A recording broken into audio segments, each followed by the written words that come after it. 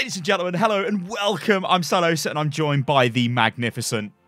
one amongst many. Hello, it's me. Good to be back. Let's talk about the semi-finals and the quarterfinals. Let's talk about some Overwatch League. Yeah, my God. So, our predictions from last week. Well, I guess the Gladiators Spitfire one. I believe I did say that if one side gets momentum, they'll probably just end up taking the match, and that was kind of true, right? In a way.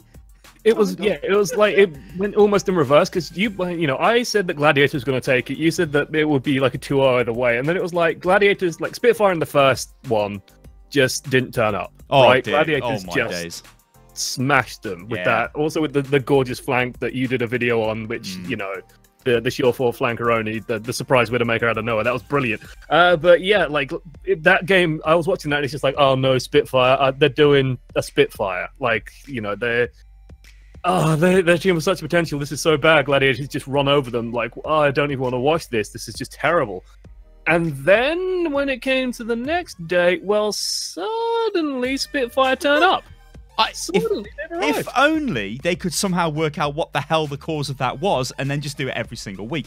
The problem with Spitfire is it is very hot and cold. The first stage, they were quite strong. I wouldn't say they were like overly dominant. I think a lot of people put a little bit too... They kind of bigged them up a little bit in stage one, going, oh yeah, they were just unbeatable, they were untouchable. No, they were a good team, and they were playing better generally than other teams they were playing against, and they won the stage. That was fine, but don't forget, you know, I mean, we were there actually in the crowd, weren't we? You remember, like, they went the whole sort of... Hats. Yeah, it was mental. Like, what was that? It was like they played 2 3s. I don't know. They played like ridiculous number of series in one day. It was just totally ridiculous scheduling. But whatever. They came through that, and then obviously they go on this massive collapse. Well, not a collapse. That's a bit of an exaggeration. They go on this sort of we're neither here nor there. What's going on? Birdring, oh, he's got an injury. Oh, he's not playing very well. Then other issues. Then they change the team around, and there's all of this going on with Spitfire. And then they go into the game against Gladiators, and Gladiators just batter them. They absolutely wrecked them. I sat there. I actually never watched it live because it was like 3 a.m. in the morning. I just fell asleep. Woke up in the morning. It was literally the first thing I did. Got my phone out, looked at the app, and I'm like, oh. Yeah. Oh, well. Okay, let's watch this back and see what actually happened. And it was not... I mean, there was no contest. It was very one-sided. It was like, Gladiators have turned up, and they're just going to destroy London. And then we fast forward like a few days, and London very heavily on the back foot. Just I don't know. It was almost as if there was no pressure on the players. And Birdring turned up, which I think is crucial. Like, I mean, honestly, let's be real here. The reason why they won and won so easily is Birdring's Widow versus Widow against Sure-4. He just dominated him throughout the entire series. I mean, it's obviously not just down to Birdring. Everybody else, you know, giving him the opportunities to take advantage of that. But he was nowhere to be seen in the first series. Yet for the next 2 series, he just was there, and everybody else was there, and my God, I've never seen anything like that before. I mean, I would not have bet money on London actually making it through. I mean, I was like Gladiators, and you know what I'm like with my London stuff. I was honestly like, Gladiators have made this. There's going to be Battle for LA in the semi-finals, and that's that. Yeah, it's like going into it. I mean, the smart money was on Gladiators, but we always knew that there was the sleeping beast in Spitfire, right? There's a reason why people fear Birdring and Prophet, and like Birdring kind of demonstrated why. Now he's put a big question mark over his head because, you know, does he turn up? Does he not turn up? And like you mentioned, it's not just Birdring. Like in the current meta, you need people screening for the Widowmaker, people creating space, people doing all this kind of stuff, making sure the Widowmaker can do what they need to do. But you know, when London do that and when Birdring is playing, they look absolutely phenomenal. Now, one of the big things that with this series that, you know, we'd be remiss not to mention is the iRemix and Fissure situation, right? There's a lot of talk, sort of, you know, there's been people tweeting, shall we say, some individual tweeted out that, oh, Fissure might not want to play with a non-Korean team. You might want to join Seoul for Season 2, stuff like that. Did they bench Fissure to punish him? That kind of stuff, which to me is mental, by the way. Like the idea that, oh yeah, no, we're going to bench surely potentially that reduces better his value. player. It reduces value as well, right? When it comes to trades. Like, I mean, what? Why would you... We're going to technically field a worse team to try and punish Fissure. Like, what? No, that's not how this works, right? So the reason why, and I talked with some like very, very intelligent people about this, was like, current tank meta is very, very sacrificial. It's very sacrificial. The tanks are well, they not get burnt, carrying. right? So yeah, Fissure's going to go in. He's just going to die instantly. Yeah, so you need the more passive tank. You need the tank that is more willing to just go and do that and to die. Like I was literally doing a VOD review on like the Philly game, which we'll get sooner. We'll get to soon. And it's like watching the main tank jump in. He just like died, but in the 3 seconds or so that he took between jumping in and dying, well, the rest of the team's done things, right? And you need a tank willing to do that. You need a tank that's kind of willing to chump, basically.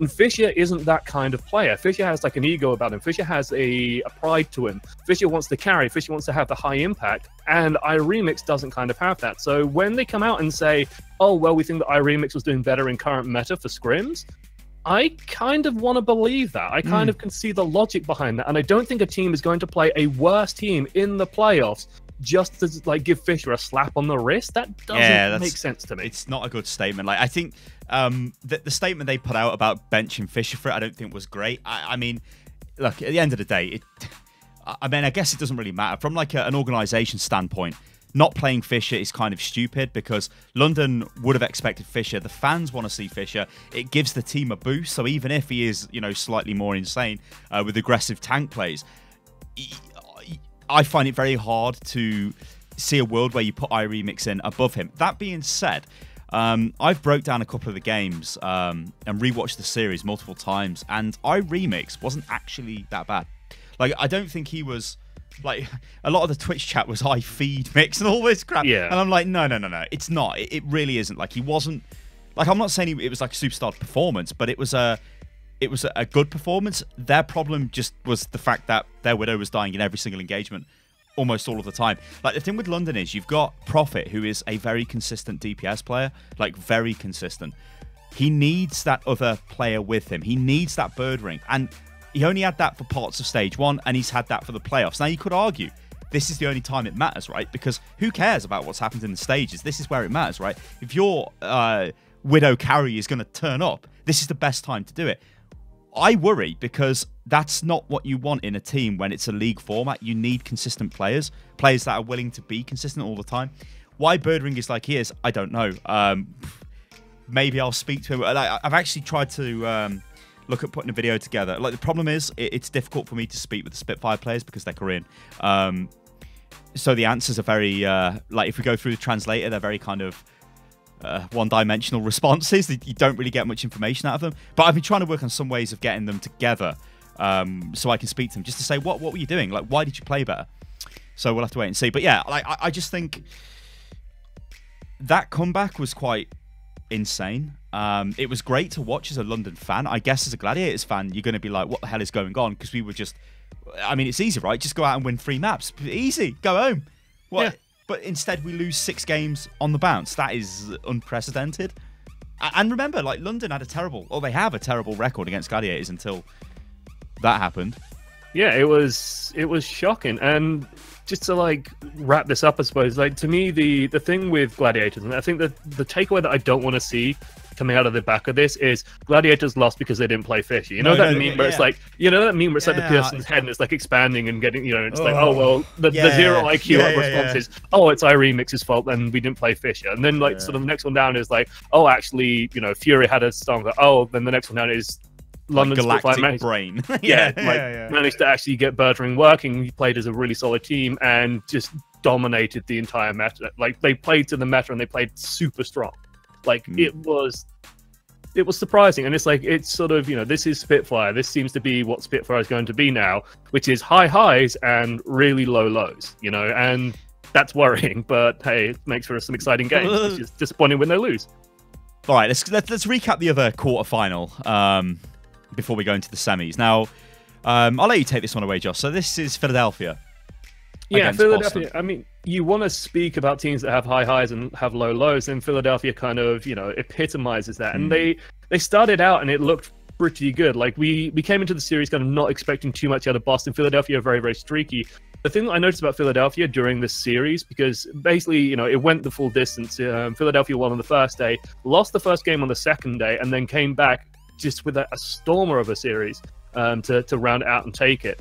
And what I noticed with Philadelphia was they changed up their playstyle a lot. Like, they were playing a lot of different comps. You think, you know, and we mentioned this in the previous video we did, where Philadelphia play very almost one-dimensionally. They play very high aggro. They generally play like dive style. And so I was expecting like a lot of, you know, like Widow Tracer, Widow Genji, Widow Pharah, very aggressive comps that were going to play super fast. But they played everything, including like an amazing strategy where they just played, I think it was like quad tank with Lucio Moira on Eichenwald, and they just ran at Boston. Literally just ran at them non-stop, didn't pause for a second. And they managed to do sort of some of the things we talked about as well, like Striker and Mistakes, who are, as a DPS lineup, like Striker is one of the best tracers in the world. Mistakes, it has a good tracer as well, doesn't have a great Widowmaker, so Striker was playing Widowmaker most of the time. Mistakes was on the Hanzo. The DPS lineup looked a little bit weak here and there. It didn't quite seem to work, basically. And then, sort of just for a secret ingredient, just to round it out, Fusion had Hotbar come out quite often. And whenever Hotbar was playing Zarya, it was just the maddest thing. He was cutting people apart with that particle cannon non-freaking stop. If you're a Zarya player, you want to learn how to play Zarya, like, go watch this series, watch the Zarya, and watch just how effective and efficient Hotbar is pretty much at all times. And they were doing really weird things, like just ulting for a single tank kill, but then they knew how to convert that into getting like everyone dead. And Hotbar had enough gravitons that he could do that. He could get away. Yeah, he was charging them crazy fast. Yeah, it was mental. I mean, when we go back to our predictions on this, I mean, we both said Philadelphia would take the win here against Boston. Like, Boston, I mean, they have performed really well this season. Like, I don't want to throw shade on the players and go like, hey, they're not that great, but the core of Boston isn't what you would say is a team that should be in the playoffs on paper, but they've just proved everybody like totally wrong. I mean, like, we go back to the start of the season, everybody wrote them off. They've showed us that no, actually, we can get to the quarterfinals of the playoffs. I think they did okay. I don't think they went out and got rolled. I think Philadelphia, as you say, sort of hit them with a lot of curveballs with the flexibility they've started to show, which is a very interesting point because, like we said, they're generally quite one-dimensional. So you can see that behind the scenes, they are definitely working on this because they know you can't just be one-dimensional forever. In fact, you could say London suffered from that. London were quite one-dimensional, especially with dive. And even during stage 4, they would swap back to dive when maybe that wouldn't be the best idea, or they try and force things through, which might not be the best idea. I mean, I don't know. Like, Philadelphia, to me, is a team that, honestly, I can see them beating New York. You know. Yeah, that's kind of. Think, like, but then again, think about it this way: New York they've got footage, haven't they, on Philadelphia? So they've watched them play. Philadelphia won't have anything on New York, so they don't really know what New York's going to do. So that could actually play into New York's hands a little bit. I don't know. Yeah, it's a point worth bringing up. That the issue is as well with New York is that they've gone untested for like a long time. The only test they had recently was playing against Valiant in the Stage 4 finals. Before that match, and they lost that match. Yes, so did, it's like NYXL looked like they were coasting in Stage 4, and you know, we mentioned this last time, but we haven't seen what NYXL look like anymore. They don't look like, you know, they might not be fighting on full power. Like, who knows? And as a result, like, if anyone's going to beat them, and I mentioned this the first time around, Fusion are the team to do it. Fusion generally play them quite close as well. They sort of looked at the record. Fusion tend to like go 3-2 to them, tend to lose, but they looked on fire. Like at the tail end of the playoffs, of the quarters, they looked on fire. And I think if they bring that level of play up against the NYXL, they could actually squeak this one out. I think if they do, it'll probably be a 3-2 to Fusion, or alternatively, we might probably just have like a 3-0 or 4-0 NYXL. Well, it's the best of 3, best of 5 format, so I guess it would be a 2-0 to NYXL or a 2-1 to Fusion. All right, well, I guess we've just sort of gone into the predictions here with the semi-finals. Anything we want to cover on the Boston Philly game before we go into this? Just, you know, like you said, Boston, they did better than people expected. They had a really weird season. I think I'll leave it the words weird with what happened to one of their players. Weird and kind of disgusting.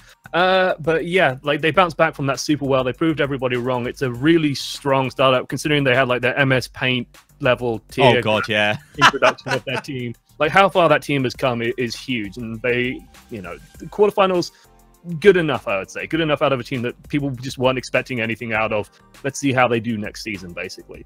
Yeah, I'd agree with that. All right, so I'm looking at the breakdown for the NYXL versus Philly semi, and I'm looking at the picks from all of the crew, and it is overwhelmingly NYXL. Now, we did say in the video we made last week before the quarters that, yeah, we see NYXL winning this, and I think you still would put the money on NYXL. They've got the pedigree. The only question is, in the back of my head, is NYXL are not going to be fresh going into this. There's been quite a bit of a gap, really. Like, these quarterfinal teams almost take the momentum with them from the quarterfinals, then they slam into the semi-finals. So, like, if I'm Valiant, if I'm NYXL, I'm starting to think, like, okay, maybe that's not going to be too great for us, like, in sort of that environment. But the problem with NYXL is, have they peaked? Now, I'm going to go out on a little bit of a limb here and say I think they actually have. And I think we're probably going to see Philly wreck them. And I think it's going to be quite shocking. Like, you said before that it's pretty close. And it is. Well, you don't have to say it. The stats do show it. Every time they play, it is generally a close series with NYXL taking it. But I think with this new adaptability that Fusion have got, NYXL won't necessarily know what Fusion are going to do. And if Fusion come out the blocks and hit them quite hard, it could catch them off guard. Maybe that ends up, you know, with them getting rolled over. I mean, if that happens, I'll refer back to this video and say I'm actually, you know, I'm Mystic Meg. I am the best. But I think deep down as well, like, I kind of want to see them get beat, but I also want to see them be in the final because the final is in New York and they're NYXL. And also, I would like to see London play against them if London can get past Valiant, but we'll get into that in a second. So I think, yeah, like, looking at all the what all of the talents say, like, going with NYXL is it's the safe bet, right? And let's not beat around the bush here. It's not like this is like this is like the Rolls Royce of Overwatch League teams, very much so. I mean, it pissed the league, didn't it? There's no question about that. It's a very strong team. Like, I just I don't know. I'm trying to think. Like, I look at that. It's disgusting. Like, NYXL. It was disgusting. It's just they're freaks. Like, what the how? No, that team, yeah, plus 83 by the end of the league. Like, plus just 83. Consistency. Honestly, like, a team like London, a team like Philly, a team like Valiant, or the current Valiant, would be able to have pulled an NYXL if they were consistent. I honestly believe they've got the players to do it. But NYXL were just like, no, we're just going to be consistent. Week in, week out, very professional. Win, win, win, win. And it was just, I mean, it's such a dominant performance. Now, you mentioned the talent sort of making predictions. I will say that, like, Saicho and Bren's predictions are almost universally wrong, I do believe. Oh, well, so, yeah. Like, it's not to discredit those guys either. Like, I know Bren does a bit of a wild card prediction every so often. Saicho, you know, generally just follows the sensible picks, follows the numbers, and it's Overwatch, and this is why you play the games, right? You don't just, like, go, oh, well, they're the higher seed, therefore they win. I'll also loop back very quickly to the point you made about the fact that Philly are coming in this, like, running, right? They've come out of the quarterfinals. NYXL have had a break.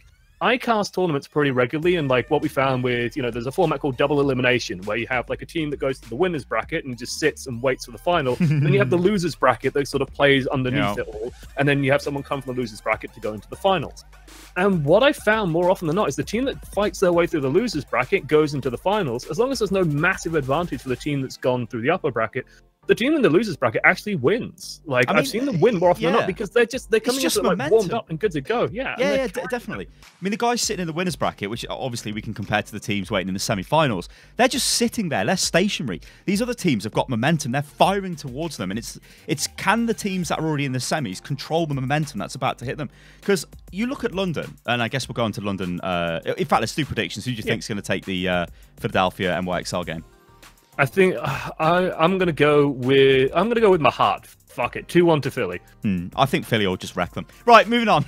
So we have predictions are probably worse than the cast. Anyway, based on scientific, heartfelt feelings of yes, I believe it's going to be this, so it's true. Right then, moving on. Valiant and London. So, okay, you're London. You were written off, and then you come back in the most ridiculous fashion ever, and now you're going into Valiant. You've already killed half of LA, so you're going to try and kill the other half of LA. You're going to become like the murderers of LA.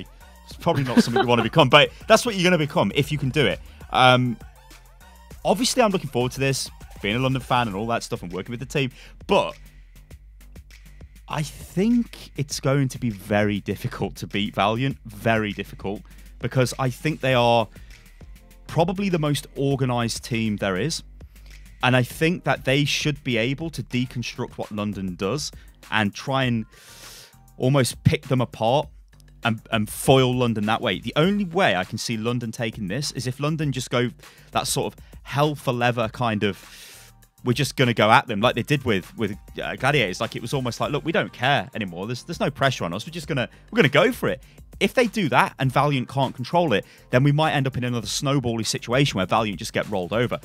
The difference with Valiant is Valiant's DPS players are a lot better than what they just faced in Gladiators.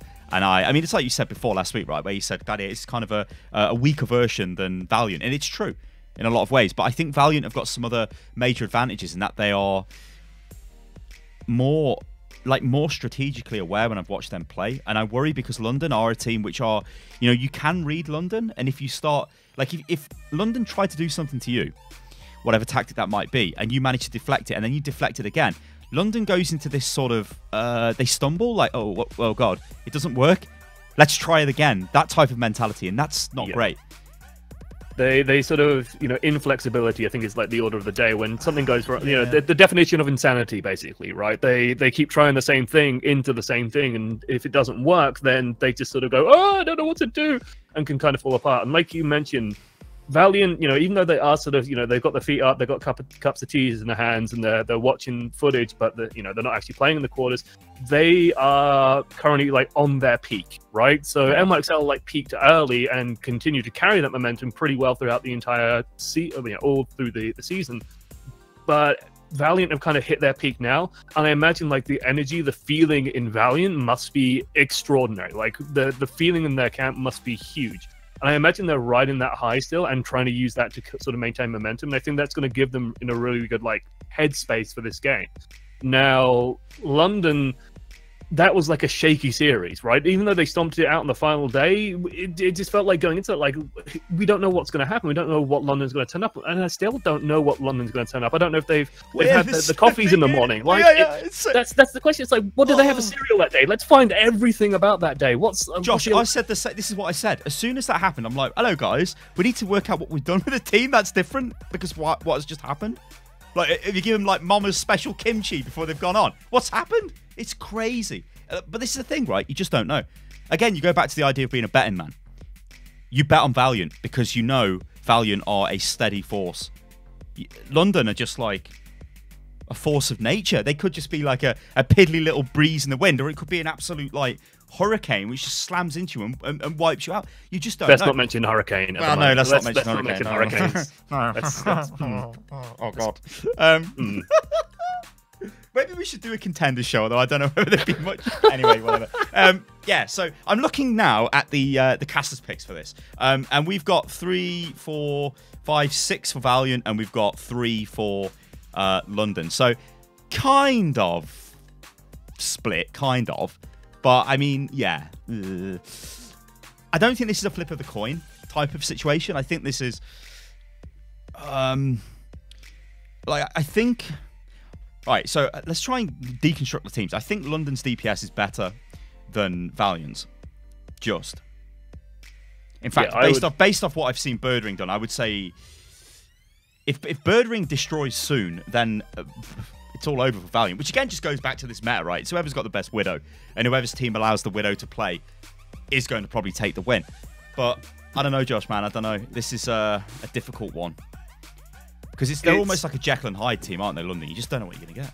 Exactly. Like, it makes it impossible to predict. And you can see, like, I mean, like, even Hex says it here. I don't want to just, like, read the article. But flip a coin, heads, good London shows up, tails, bad London takes the stage. It does feel like that. It just feels like we don't know if the good London's going to come out, or if the you know, steady, you know, it's the tortoise and the hare. And, like, London's done their sprint. They've got most of the way through. Now, well, are they going to put their feet up, or are they just going to blitz through the finish line? We don't know. So like you said, if you're a betting man, you put it on Valiant. And I think, you know, I'm going into this and I'm expecting, and like I'm going to leverage a prediction, I'm expecting a 2-0 to Valiant. I think if Spitfire, like if they win the first game, or even if they win the first few maps, look to them to like start storming through this. Otherwise, like I think they'll just die on their feet.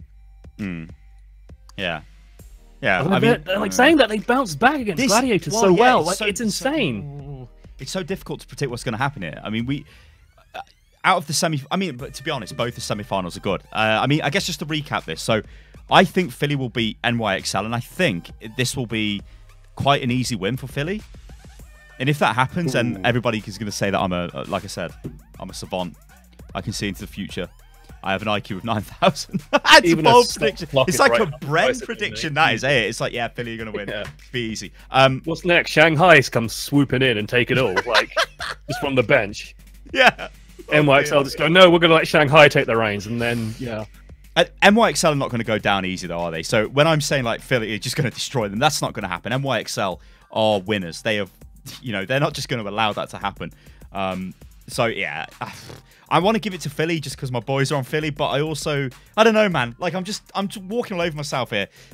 I'm going for Philly. Whatever, Philly.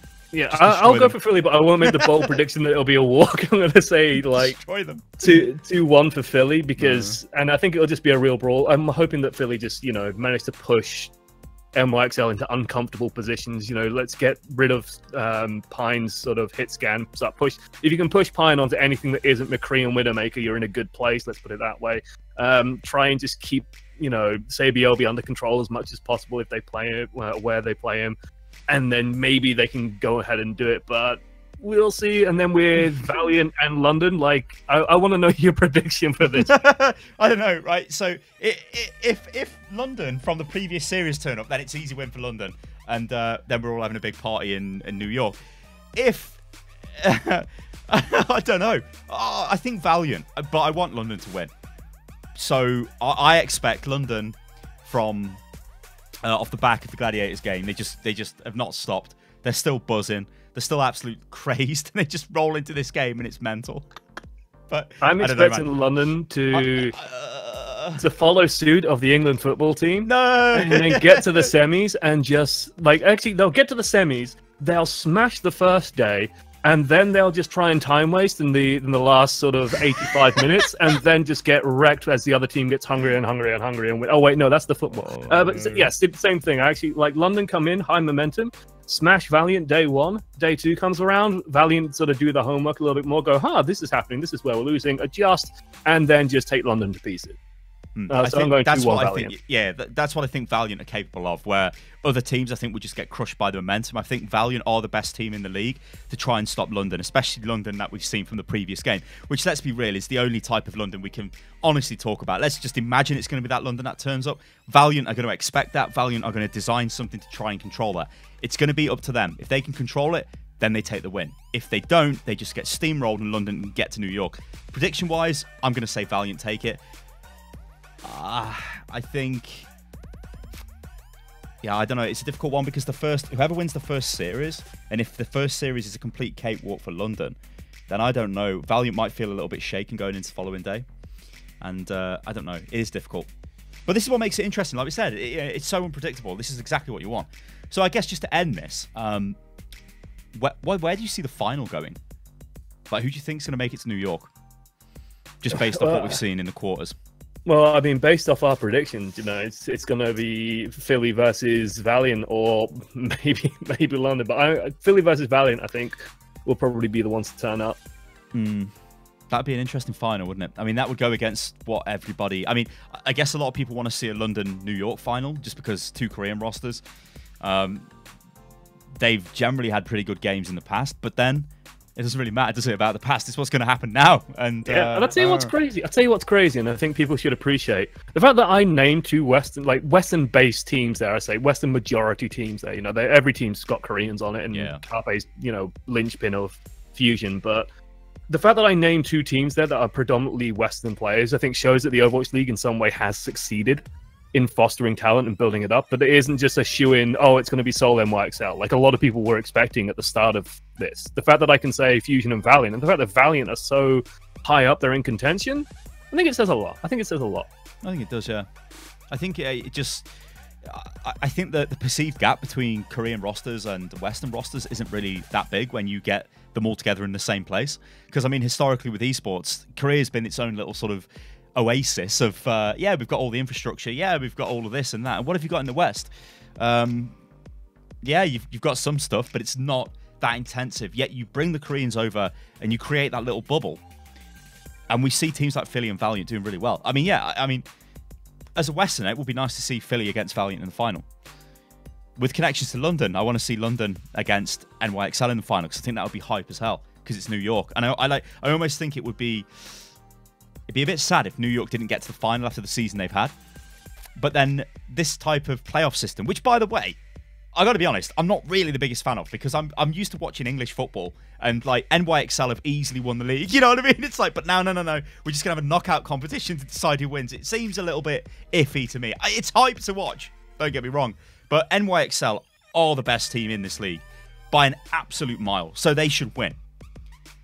But yeah, who knows? Who knows, Josh? Who knows? Any final words? No, you got to tune in and watch it. Feel free to follow me at one amongst many, at @1_amongst_many. I'm sure if you just type it in, it'll find it. But otherwise, yeah, thanks so much for the chat, and hopefully everyone enjoys the semis. And if you are coming to the finals as well, Sty and I will be there. A lot of Overwatch content creators will be there. Come say hello. Come say hi. Take a picture. Well, good stuff. My problem is I'm on a flight on the 21st of July. Oh, so you won't know? No. Land. No. Does the flight have Wi-Fi? You're going to be like desperately on. Oh yeah, probably terrible airplane internet yeah, on Twitter. But I've got mad strategies. If you connect to the Wi-Fi immediately, then you don't get kicked off. Like if you try and connect, like you think, oh, we took off as an hour into the flight, I'll try and connect. You don't get on the Wi-Fi, or you do, but you keep dropping off. You connect first, you're Gucci boy. So hopefully I can get updates. But yeah, that's going to be an interesting flight. Oh my god. Anyway, ladies and gentlemen. We'll catch you, lovely lot, on the next one. Toodaloo.